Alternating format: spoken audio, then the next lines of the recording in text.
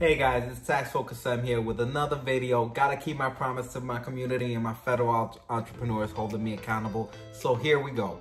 This video is about the difference between your corporate structures that you have, whether it be a sole proprietorship, LLC, or corporation. Let's go, let's get to it, guys. Okay guys, so the first corporate structure a lot of you guys are gonna run into or hear of is the sole proprietorship.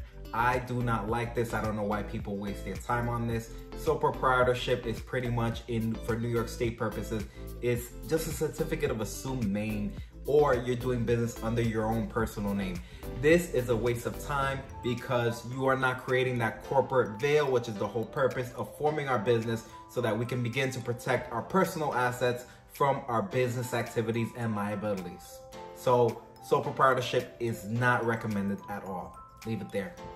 Okay, our next entity formation is the LLC. This is the one that I do highly recommend for all my new clients and every new business entrepreneurship out there.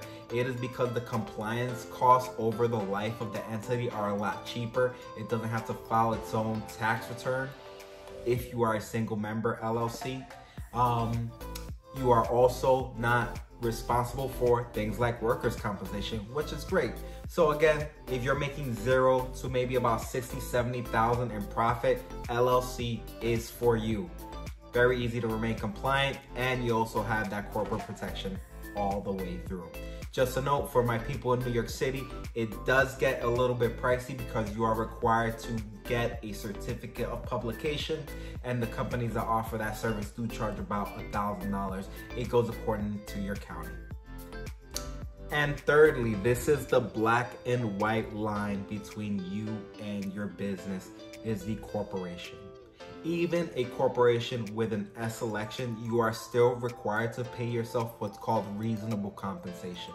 So a lot of you guys that are new businesses with little to no profit, or probably just are not established, and you guys decide to get an Inc., something went over your head, or you just had the wrong ideas in your head, you should have gone with the LLC, because you most likely, especially in your first few years, are not going to be able to afford to run yourself payroll. You're not going to be able to afford to pay an accountant to do those quarterly tax filings for you and that corporate due diligence for you. It's going to be about $5-6 grand cost just for you to remain compliant. And then that's not even when you get to the double taxation if you decide to stay as a corporation.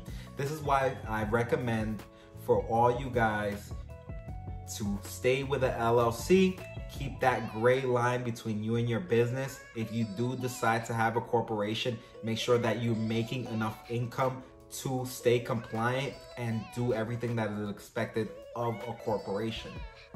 So guys, just to recap, sole proprietorship, waste of time. LLC, I love it for my new guys. That's the gray line between you and your business.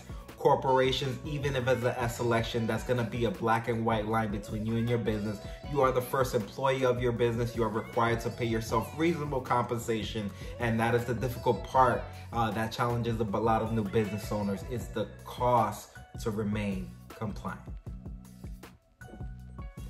Thanks again, guys, for watching. I want to thank everyone who showed love and supported my ebook, which was released today, the new business development plan guide. I hope you guys take a chance to take a look at that, download it, share, like, and subscribe to my YouTube channel. Hope to see you again. Thank you so much, guys. Peace, love, one.